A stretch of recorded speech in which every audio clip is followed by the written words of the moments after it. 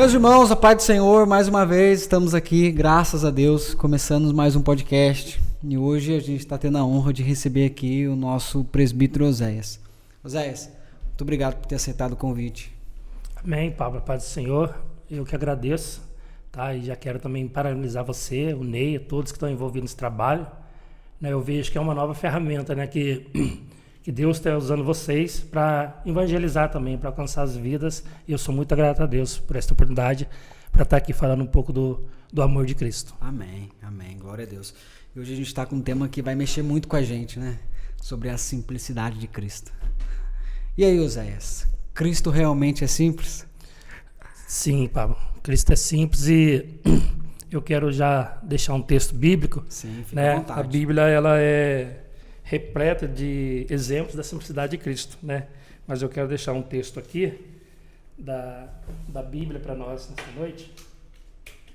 Fica à vontade. Que está em Marcos, Evangelho de Marcos, capítulo de número 6. Sim. Que diz assim, ó, Marcos, capítulo número 6, verso no 1 em diante. E partindo dali, chegou à sua terra e os seus discípulos o seguiram. E chegando o sábado, começou a ensinar na sinagoga, e muitos ouvindo se admiravam, dizendo, de onde lhe vêm essas coisas? E que sabedoria é esta que lhe foi dada? E como faz tais maravilhas por suas mãos? Não é este o carpinteiro, o filho de Maria, irmão de Tiago e de José, e de Judas e de Simão? E não estão aqui conosco suas irmãs, e escandalizaram-se dele. Esse texto aqui, Pablo, está falando da simplicidade de Jesus. Jesus, ele era filho de carpinteiro, de José, seu pai carpinteiro. E a gente sabe que naqueles tempos bíblicos, era comum naquela época o pai passar a profissão para o filho. Sim. É porque a gente sabe que as mulheres elas se ateram mais os trabalhos domésticos dentro de casa. E os pais saíam com os filhos para trabalhar. E então Jesus aprendeu essa profissão de carpinteiro com seu pai. Essa aqui é uma das passagens que a gente entende da simplicidade de Jesus. Mas Jesus, ele é simples em várias outras passagens. Quando, por exemplo, ele lava os pés dos discípulos, que está em João, no Evangelho de João, capítulo 13, ele dá o exemplo, ele como Jesus ali, né, próximo já da sua crucificação, depois de ceiar ali com os discípulos, ele dá o exemplo de si próprio, lavando os pés dos discípulos, como Deus ali, ele dá um exemplo para os discípulos, para que os discípulos sigam esse exemplo dele. O próprio Deus, né, lavando os pés dos seus discípulos, né? O maior sinal de humildade, de simplicidade é o de Cristo, né?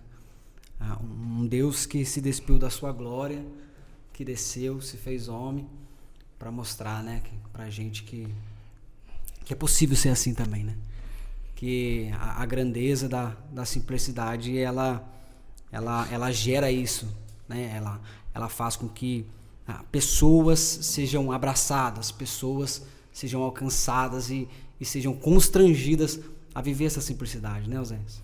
Isso, aí a simplicidade de Jesus, Cristo, Pablo, ela é tão fácil você identificar ela quando você lê as Escrituras, porque quando você lê Mateus, os primeiros versículos, e Lucas vai falar da genealogia de Jesus, vai falar do seu nascimento, vai falar, né, de que ele precisou fugir. Pra você ter uma base, Jesus foi tão simples que ele não nasceu numa hospedagem.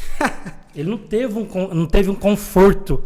Ele nasceu numa estribaria, trazendo para nossos dias, num mangueiro, onde tinha gado, tinha vacas. Ele nasceu ali no meio dos estercos. Manjedoura. Né? Numa manjedoura. Olha a simplicidade de Jesus.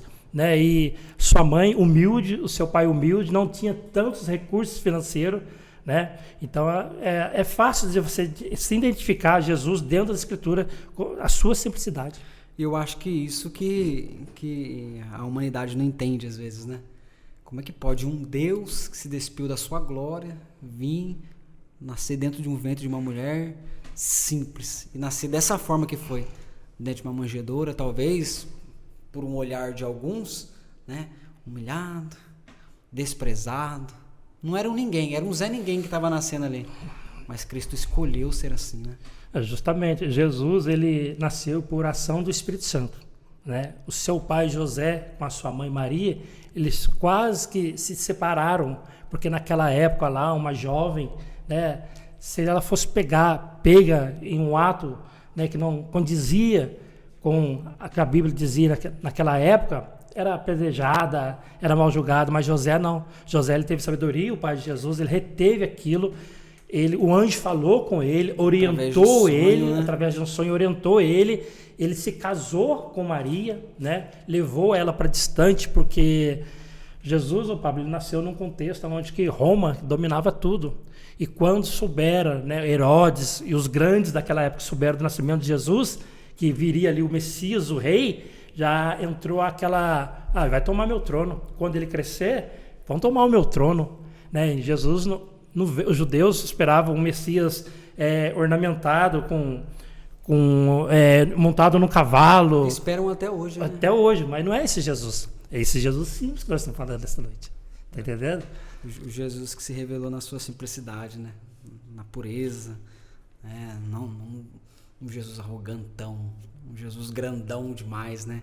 E a gente vê a simplicidade dele até nas escolhas dele, né? Com os seus discípulos, né, Zé? Então, você vê, Jesus, é tão interessante que Jesus, eu até estava, quando você esteve aqui com o seu... A Bíblia levou aproximadamente 1.600 anos para ser escrita por aproximadamente 40 autores, né? Jesus escolheu quem? Amós, pecuarista, boiadeiro. Vai vendo. Lá no Novo Testamento, Jesus escolhe quem? Um médico, Lucas. Então, Jesus é simples. Ele escolhe um humilde, um pecuarista, Amós. Lá no Antigo Testamento, no Novo Testamento, ele escolhe um médico, Lucas, para falar da sua palavra, né? Para estar registrado na Escritura. Jesus, ele não faz acepção de pessoa. Né? Ele foi muito criticado no seu ministério terreno aqui na Terra justamente por essa simplicidade. Pela simplicidade de suas escolhas, né? E há um complexo nas escolhas dele. Ele escolhe Pedro e escolhe o apóstolo Paulo. Pedro, alguém do outro. Depois você pega o apóstolo Paulo, um homem estudado aos pés de Gamaliel. Até nas escolhas ele mostra a sua simplicidade, né? Porque se Jesus fosse arrogante, Osés, ele talvez escolheria só a nata, né? Só... E muita gente, muitas pessoas daquela época não compreendiam isso.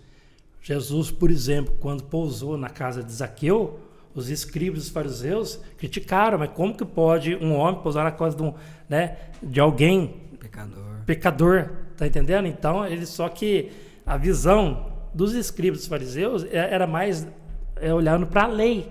Quando falava da misericórdia de Jesus, do amor de Jesus, da simplicidade de Jesus para com os pobres, com os desamparados, eles não aceitavam isso. Por causa dessa ênfase, né? Essa ênfase nos pobres, né? Nas viúvas, naqueles que não tinham amparo pela sociedade, né? Jesus, no início do seu ministério, ele foi assim meio que rejeitado até pela sua própria família. Quando você lê a Escritura, Tiago, um dos irmãos de Jesus, não aceitava muito. Depois, lá na frente, sim, ele se converte e vai ser até, se não me engano, um pastor de igreja. Né? Lá em Coríntios vai falar mais ou menos sobre isso. Só que no início, deu de sua própria família. Porque, imagina a mãe de Jesus, Maria, com seus demais irmãos e irmãs. Embora a Bíblia não vai registrar o nome das irmãs de Jesus, mas Jesus, além dos irmãos, tinha mais irmãs. Imagina os irmãos vendo Jesus sendo usado por Deus para cumprir a sua missão terrena e a sua mãe ter que segurar. Não, ele precisa sair, ele precisa estar ausente de vocês dentro do lar, porque ele tem que cumprir uma missão que o pai delegou a ele, mas os seus irmãos não compreendiam. Jesus, ele era até meio incompreendido até dentro da sua própria família, com seus próprios irmãos. Isso acontece nos nossos dias, né, Zé? Demais. Às vezes existe um complexo de inferioridade que invade o coração de muita gente, né? Às vezes essa pessoa, existe muitos questionamentos dentro dela, né? Eu não sou, eu não posso, eu não consigo, eu sou menor da minha casa, eu sou limitado de possessões. E às vezes a pessoa se sente, né? Há um espírito que rodeia essa pessoa, né? Tentando oprimir ela, tentando jogá-la na lona. E não é assim, né? Jesus gosta de gente assim, né? Então, o que você está falando é o texto que eu li. Quando eles chegam lá e vê Jesus lá, mas não é isso aí o carpinteiro? Ou seja, tirando a profissão dele. Sim. Carpinteiro, como que pode um carpinteiro ter essa ousadia falar desse jeito. É Filipe que diz, pode vir alguma coisa boa. Justamente, é de Filipe. Nazaré. Justamente. Tá entendendo? Então, os seus próprios irmãos, os escribas fariseus, mas como é que pode? Ele é carpinteiro, ou seja, é o que você sempre usa aqui, é um Zé Ninguém. Olha a profissão dele, tá entendendo? Mas é a simplicidade de Jesus. E ele veio exatamente para mostrar que é possível, então, né? Justo. Porque existe de fato. A gente vê hoje em dia muita gente, né, entra em depressão por se sentir dessa forma, né? E Jesus vem totalmente na contramão desse tipo de pensamento, né? Então, é o que eu falei para você anteriormente. Simplicidade de Cristo, é simples falar sobre Cristo, mas como que a nossa geração de hoje vê essa simplicidade de Cristo na pessoa que se diz cristã? Porque hoje, o que o mundo secular ele olha? Ele olha o ter e não o ser. O mundo secular ele olha para a pessoa, se a pessoa tem posse, se a pessoa é galgada economicamente falando, tá entendendo? E não olha o ser. Eu falei para você anteriormente que existe pessoas ricas e simples, pessoas que têm muitos bens materiais, mas são pessoas simples de caráter e de moral, porque ela não é apegada àqueles bens materiais. E existe pessoas muito pobres, Pablo, e arrogante, orgulhosa. Então, quando a gente olha para a simplicidade, a gente tem que tomar muito esse cuidado. Só porque o irmão é muito prosperou, Deus prosperou, abençoou ele, acho que ele não é simples às vezes, ele é simples. E às vezes, Zé, a gente até cria um preconceito, né? Justamente. A gente olha pelo fato da pessoa ter possessões, ter coisas, a gente cria um preconceito, acha que essa pessoa é uma pessoa arrogante, orgulhosa. Mas senta 5 minutos para conversar. Às vezes a pessoa exala uma simplicidade, né? Exala uma humildade que... E eu falo isso por conhecimento de causa, porque eu falei para você anteriormente que quando você falou comigo no domingo ali depois da escola dominical, o Espírito Santo colocou esse versículo assim, no momento no meu coração, sobre o carpinteiro. Eu trabalho na área de construção civil, eu sou pedreiro. Tá? E eu trabalho, você morou muito tempo em Guará? Eu trabalhei muito tempo em Guará, aproximadamente 2 anos só fazendo piscinas. Sim. Eu faço casa, mas faço piscinas. E eu fiz várias piscinas no bairro chamado Portal da Colinas. Se você morou lá, você conhece muito bem. Conheço. Então você sabe que lá é só alto padrão. Só alto. Só que eu trabalhei para pessoas lá que são simples. Médicos. Que tem dinheiro. Justo. O salário deles é lá em cima. Médicos. Tá entendendo? E são pessoas simples. Então, a nossa preocupação é isso. A gente não pode olhar para a pessoa e só porque ela tem bens materiais e Deus o abençoou e ela correu atrás daquilo e conquistou aquilo, e a gente fala, a pessoa é arrogante. É o que você falou, às vezes não.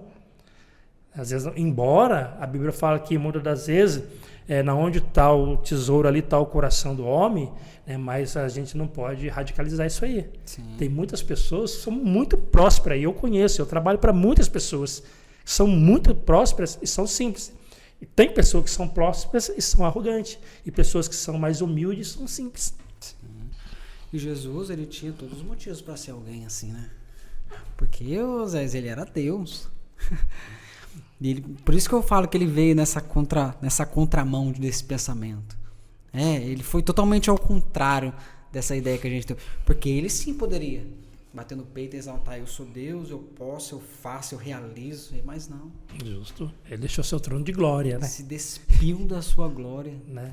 Deixou seu trono de glória, desceu aqui na terra, fez, vou usar o meu vocabulário simples, que comedor de arroz e feijão como eu e você, andou aqui nessa terra, deixou o seu trono de glória para cumprir. É o que você falou, ele tinha todo, se ele quisesse se exaltar, calma aí, aqui não, tá entendendo? Não, mas ele tinha uma missão para se cumprir. E dentro dessa missão era cumprir a simplicidade de Cristo. Eu acho assim que se ele fosse arrogante, talvez ele não alcançaria o tanto de pessoa que ele alcançou.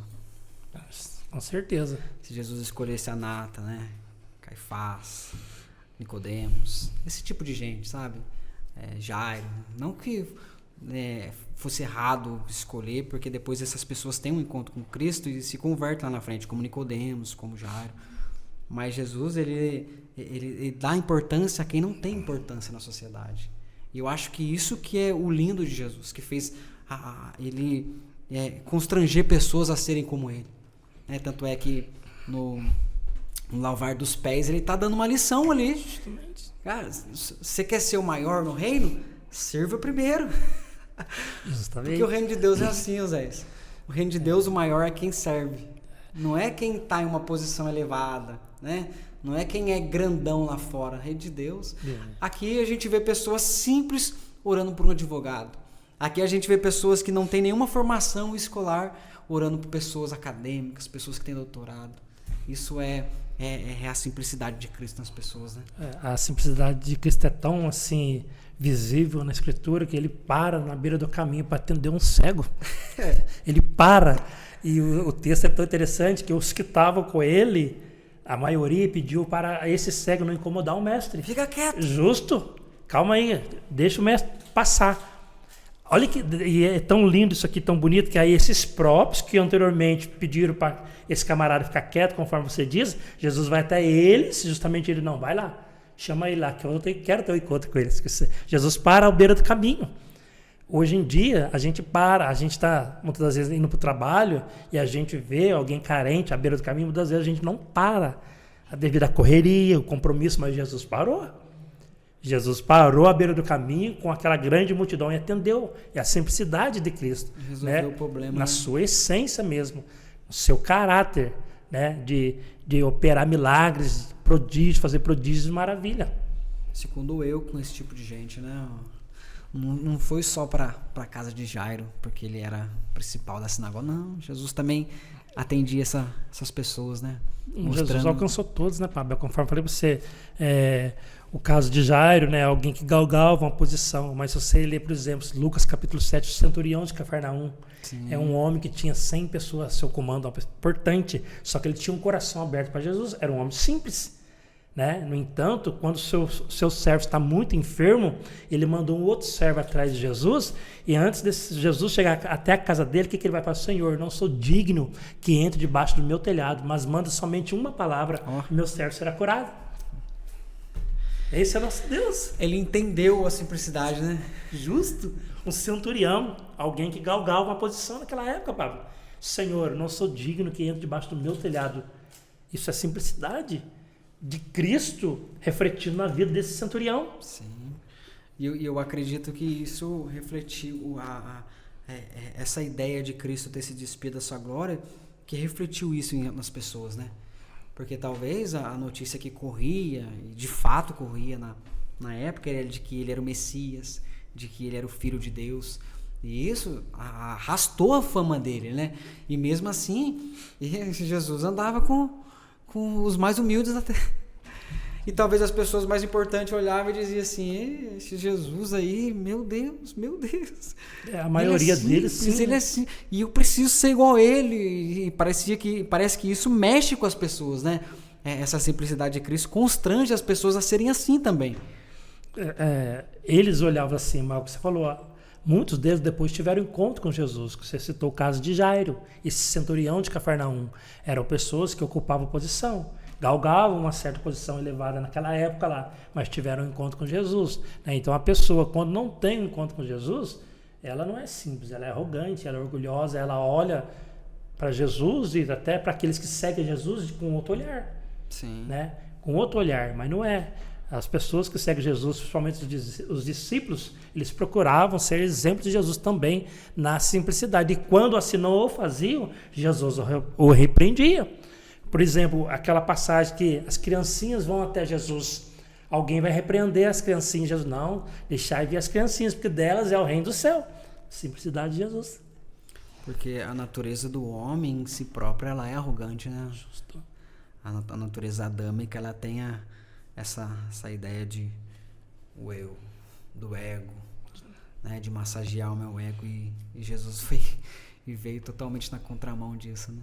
É uma luta, assim, é até uma luta constante, né, da gente, porque conforme a Bíblia diz, né, ali onde está o seu tesouro, está o seu coração. Então você tem que vigiar. Você tem que vigiar, né? Tem uma passagem na Bíblia que fala de um senhor que plantou um celeiro e colheu muito. Aí ele pegou, derrubou o seu celeiro, construiu um galpão melhor, falou, nossa, agora está tudo tranquilo. Minha plantação está tudo normalizada, colhi muito, agora a minha alma descansa. Jesus surpreende, esta noite te pedirão a tua alma, o que tu tens e para quem será. Né? Então tem que ter muito cuidado. Sim. Né? Porque às vezes os bens materiais afogam a pessoa, Pablo. né? Nesse caso desse homem, por exemplo, ele, opa, agora estou tranquilo, meu celeiro cresceu, prosperou, né? Minha alma descansa em paz. Aí foi surpreendido naquela noite, naquele momento. O que tu tens e para quem será a sua alma? Então, é pecado questão de prosperar? Claro que não. Claro, a gente não vive pregando prosperidade, mas também não é pecado a pessoa ser muito próspero. Não é pecado, desde que isso não tome primeiro lugar na sua vida. Desde que não suba pro coração. Né? Justo. E hoje em dia, a maior referência que a gente tem é o próprio Cristo, né? Exatamente. Quer espelho maior, olhe para Cristo. É o que eu falei Quer para se você. referenciar em alguém, olhe para Cristo. Quer aprender a simplicidade, quer aprender a ser simples, quer aprender... Porque ele mesmo diz, quero que vocês aprendam a ser mansos e humildes de coração. É o que a gente estava falando antes de gravar, né?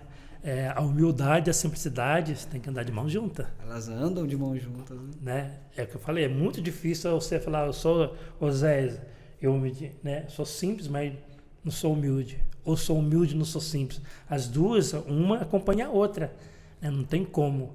Né? Então, e quando você olha para a história de Jesus, você vê tudo isso aí desde o seu nascimento. Desde o seu nascimento, né? A preocupação que a sua mãe teve, o sofrimento que ele passou, ter que fugir. Né? Quando você volta lá para Êxodo, capítulo número 2, você vê Moisés passando pela mesma situação, porque ele também era símbolo de Jesus Cristo, né? Tipologia, então ele tem que fugir, tá entendendo?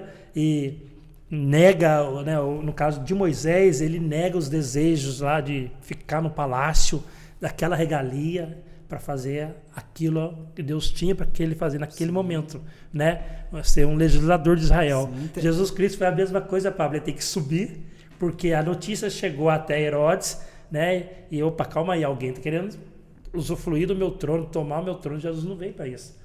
Jesus não é para tomar lugar de ninguém, né? Jesus veio para tirar o pecado do homem, colocar paz, colocar gozo. É interessante, você falou de Moisés agora. É algo interessante mesmo, né? Porque se Moisés fica ali, o futuro de Moisés é ser faraó. É ter nome escrito em pirâmide, é ter súditos servindo ele. Mas eu acho que se ele fica ali, a consciência dele grita. A consciência grita dentro dele, porque Moisés sabia que não era isso que Deus tinha para ele. Né? E Cristo fez a mesma coisa, né? Se despiu de tudo que tinha de direito para nos ensinar a simplicidade. Voltando à profissão de Cristo, né? Ele era carpinteiro, e você falou anteriormente de Paulo. Paulo é construtor de tendas, né? E ele usou esse meio de construir tendas para ganhar almas também. Que nem você falou, Paulo era um grande pregador, ganhador de almas, conhecedor da ciência da época, sim, mas ele usou essa simplicidade de construir tendas para ganhar almas. No entanto, quando ele consegue ganhar um casal chamado Priscila e Áquila também, eles também vão construir tendas também, e através desse trabalho de construir tendas, que é um trabalho também simples, ganhar almas para Jesus. Ou seja, o meio, né, que Deus nos dá, nosso trabalho, nossa profissão, nós podemos usar também, usar a simplicidade de Cristo para ganhar almas para Jesus. Sim. E já teve alguma experiência que você passou assim, Zé, que você viu essa simplicidade de Cristo em alguma pessoa, ou através de você, através de pessoas de perto? Você já teve experiência assim? Eu tive uma experiência com Deus, para mim foi de todas as experiências que eu tive, porque, Pablo, eu sou nascido e criado no berço evangélico. Sim. Eu costumo falar para os jovens ali que eu leciono que eu só nasci no hospital, mas fui criado dentro dessa igreja. Então não existia um Oséias antes desse Oséias? Não, eu fui nascido e criado no berço evangélico, minha família toda evangélica, meus pais, minhas mães, a maioria dos irmãos. Né? Então, mas eu tive uma experiência, eu ainda morava eu morava aqui na Vila Paz, mas congreguei no Novo Horizonte mais ou menos uns 15 anos. Depois eu construí uma casa lá e fui morar lá. E no início que eu estava congregando lá, a gente fazia muita campanha no monte, mas assim, uma atrás da outra, era 60 dias, terminava, já iniciava a outra, era campanha através de campanha.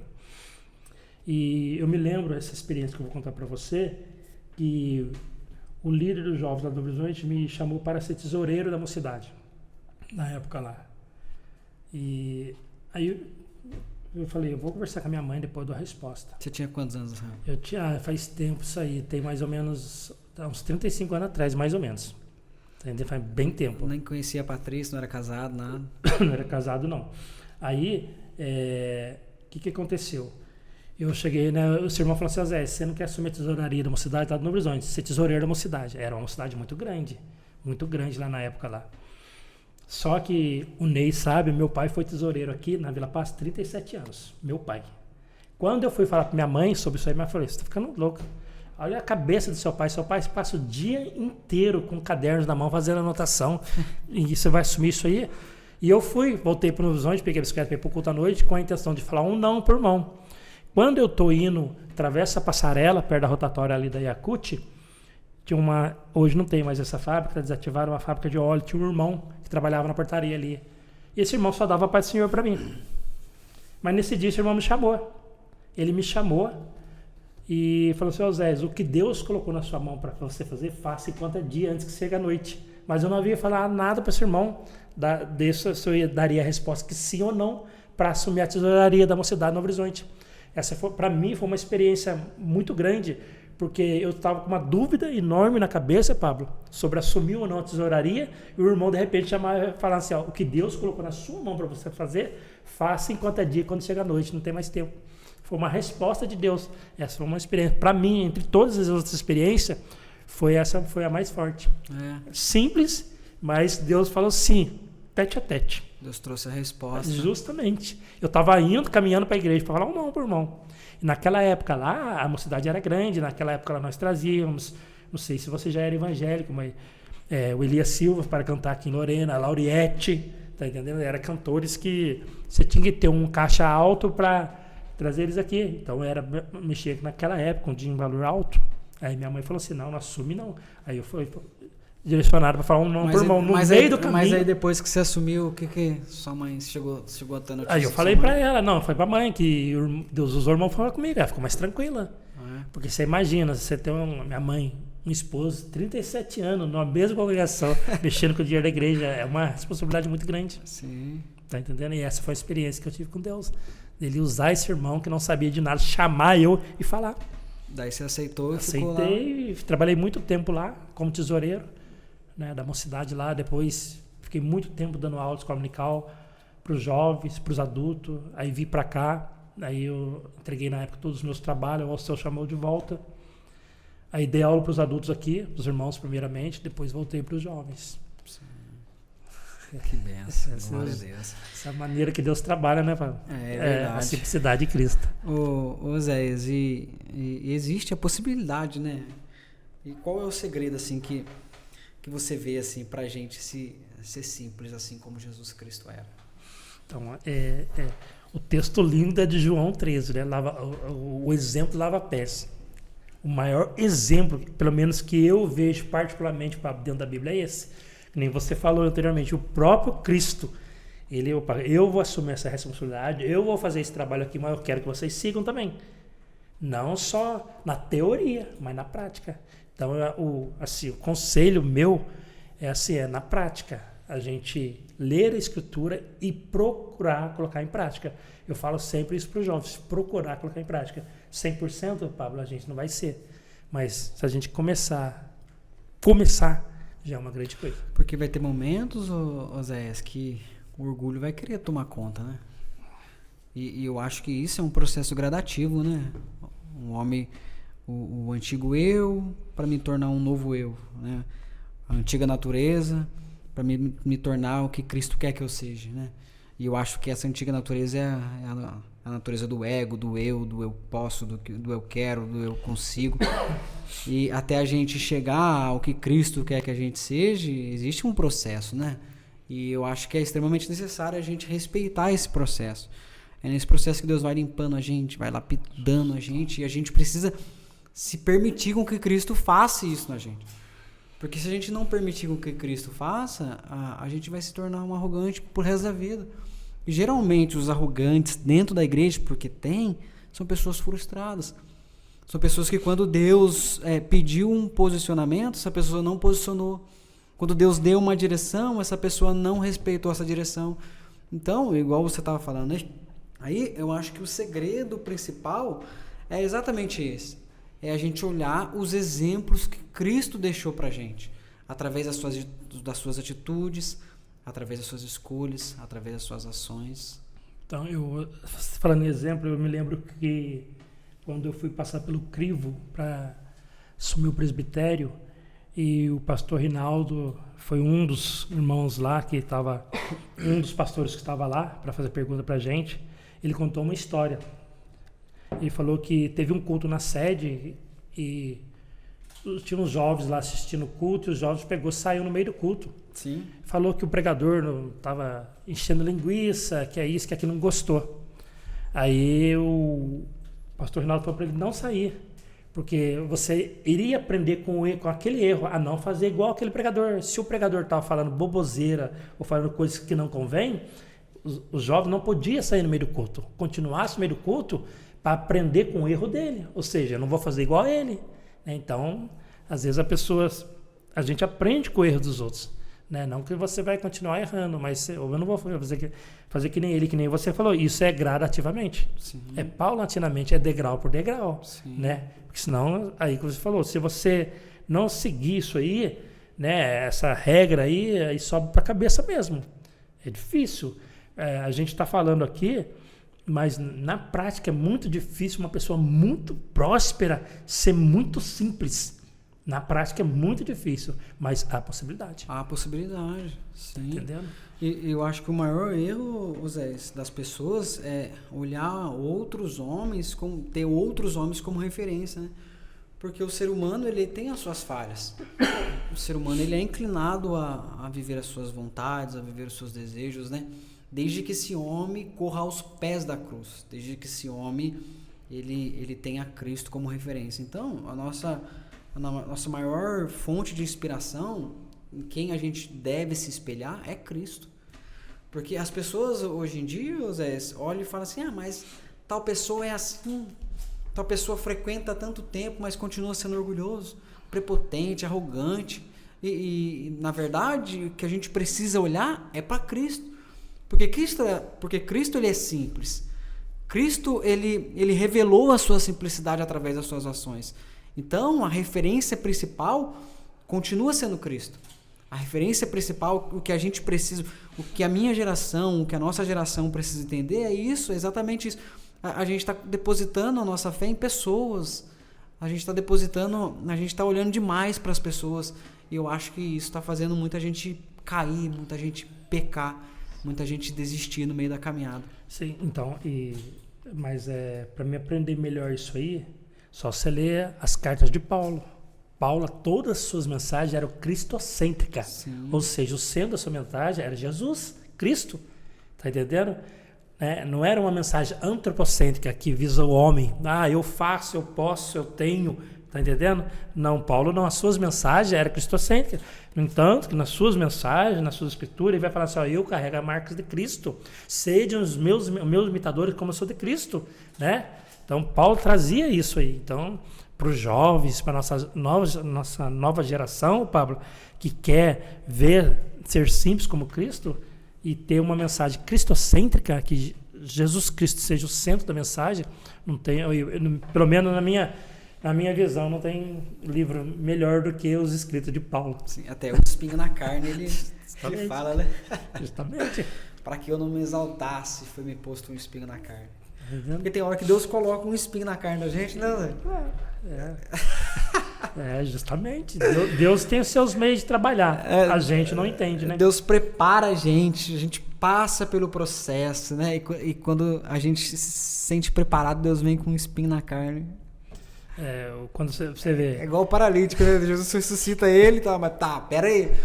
Jesus cura ele, tudo bem, agora você pega a sua cama, levanta e leva consigo. Que é pra você não esquecer de onde eu te tirei. Quando você olha lá para Apolo, um pregador eloquente, mas se você lê a história de Apolo, ele estava pregando, tinha alguém observando ele, uma mulher chamou ele, falando assim, calma aí, chamou ele, deu mais algumas instruções para ele, ele acatou aquilo e levou para sua pregação. Ele era um pregador, eloquente nas palavras, né? Então, mas ele seguiu o conselho, é simples, que às vezes a pessoa É o que eu falei anteriormente. Às vezes a pessoa está em destaque, mas é porque Deus está usando. Sim. Às vezes você, Pablo, Deus está te levantando. Às Tá vezes entendendo? Deus coloca algumas pessoas em destaque, como fez com José. Só que nem todos que estão ao seu redor vê isso. Sim. Às vezes vê como arrogância, vê como orgulho. Sim. Mas não, é o que eu falei. Como você tem a sua mensagem, é uma mensagem cristocêntrica, você tem Cristo na sua vida, você consegue administrar isso aí. Você consegue estar em destaque porque Deus colocou, tá entendendo? E você consegue ser simples, olhar para o próximo, Sim. tá entendendo? Atender o próximo. Sim. Não deixar o ego tomar conta, né? Justo. Quando Deus coloca uma pessoa em destaque, geralmente essa pessoa está preparada para ouvir conselho e ouvir crítica, ouvir elogio e ouvir palavras de maldição. Porque tem gente que não tem estrutura para ouvir essas coisas. Ontem Tem gente que não tem estrutura para ouvir conselho, para ouvir... Tem gente que não tem estrutura, Zé, nem para receber elogio, sabia? Se receber elogio, se incha tanto e estagna, fica parado, acho que não precisa produzir mais. Ontem a gente ouviu a mensagem do jovem Daniel, gente. Olha que simplicidade, que humildade. Ele, dentro lá do reinado, lá conseguiu uma certa regalia com o rei, né? E nem por isso ele deixou de orar, deixou de jejuar. Só que quando você lê o texto, é interessante que ele já fazia isso antes de ser cativo. Sim. Ele já traz isso aí, né? Que nem a gente está lecionando para os jovens sobre o Timóteo, a primeira carta de Timóteo. Timóteo, a sua avó Lódia era crente, a sua mãe Eunice era crente, então ele já traz isso de um berço. Você está entendendo? Então ele já traz uma simplicidade. Ele foi um pastor muito novo. Quando Timóteo conhece Paulo, ele tem aproximadamente 20 anos. Só para você ter uma ideia, quando ele vai assumir a igreja, ele é muito novo naquela época, é muita responsabilidade, mas ele consegue lidar com a simplicidade, com os anciãos, com as viúvas, com os jovens, com toda a faixa etária. Sim, e ele deve ter escutado muita crítica, né? Com certeza. Muita crítica e muito elogio também, né? Mas eu acredito que é mais crítica, sabe por quê? Imagina você, eu não sei quantos anos você tem, né? Mas imagina você sendo levantado como um pastor numa igreja que está crescendo, está prosperando, está fluindo, e sendo o seu mentor, o apóstolo Paulo. Ninguém mais, ninguém menos, Pablo, do que o apóstolo Paulo. Você acha que, né? É o peso que carrega, né? Justo. Sim. Tá entendendo? Mas nem assim, ele deixou... É que a gente tá falando desde o início, não deixou isso subir para a cabeça. Sim. Né? Ele orientou com carinho, com amor, muito pelo contrário. Né? A gente lecionou para os jovens, as mulheres que eram novas convertidas, elas viam aqueles trajes muito bonitos, aquelas coisas todas. Ele aconselhava elas, tenham cuidado com isso aí. Não deixa transparecer muito isso aí, não. Né? Porque elas traziam aquilo daquela vida mundana dela e Timóteo ia trabalhando aquilo. É que você falou gradativamente. Interessante isso aí. Está tudo dentro do texto, é o carpinteiro.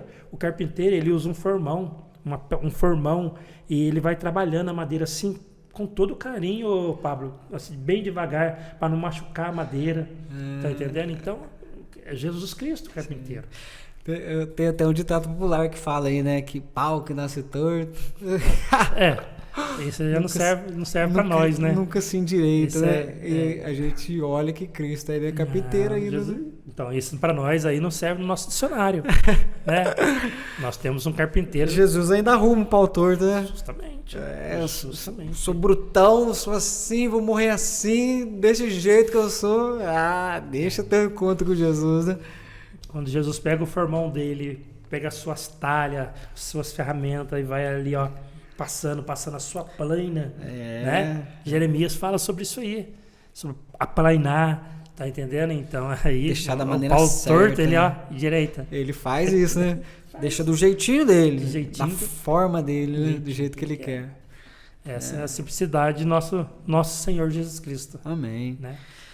Ô Zé, deixa um conselho aí para nós, deixa uma reflexão aí pra gente, pra essa geração, sobre a simplicidade. Ô Pablo, eu peguei aqui uma reflexão de um livro que eu estou lendo, justamente falando do que a gente está nesse bate-papo sobre esse carpinteiro. Eu quero deixar para todos que estão nos ouvindo essa reflexão aqui. Sim. Sobre o carpinteiro. Diz assim a reflexão: Jesus, ô Pablo, o carpinteiro galileu, Diz assim a reflexão: ele não foi médico e cura todas as enfermidades. O carpinteiro não foi advogado e explica todos os princípios básicos de toda a lei. Ele não foi escritor e inspira as maiores obras de toda a literatura mundial. O carpinteiro não foi poeta, não foi músico e é a alma de todos os poemas e de toda a música da vida. O carpinteiro não foi orador e não é intérprete de todos, mas é intérprete de todos os corações. O carpinteiro ele não foi literato e escreveu no livro dos séculos as mais belas páginas. O carpinteiro, Pablo, ele não foi artista, mas ele enche de luz os gênios de todos os tempos. O carpinteiro não foi estadista, mas ele fundou as mais sólidas instituições da sociedade. Ele não foi general, mas conquistou milhões de almas e países inteiros. Ele não foi inventor, e inventou o eligir da perene felicidade. O carpinteiro ele não foi descobridor, mas descobriu aos mortais mundos encantados da imortalidade. Jesus, o carpinteiro Galileu. Glória a Deus, glória a Jesus. E ele ainda continua fazendo. É tudo isso, né? Ele ainda continua exalando a sua simplicidade. Basta a gente olhar para ele e ter ele como referência. É isso aí. Osés, muito obrigado. Deus abençoe. Muito obrigado por ter aceitado o convite aí. Tenho certeza que você vai voltar em outros assuntos aí. De coração, muito obrigado. Foi um assunto bem interessante e tenho certeza que foi de grande valia pra gente.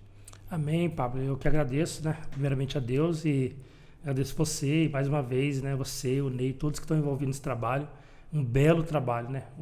Tá de parabéns mesmo esse trabalho que, se Deus quiser, atinge muitas e muitas pessoas através desse trabalho. Amém. Deus abençoe. Muito obrigado. Glória a Deus. É isso aí, gente. Ficamos por aqui. A gente quer agradecer aí os patrocinadores que têm nos ajudado até aqui. E outra coisa, tá rolando sorteio lá no feed do Instagram. Corre lá, participa, faz lá, segue as regrinhas lá e você tá concorrendo a partir daí. Tá bom? Deus abençoe e vamos pro próximo. Tchau, tchau.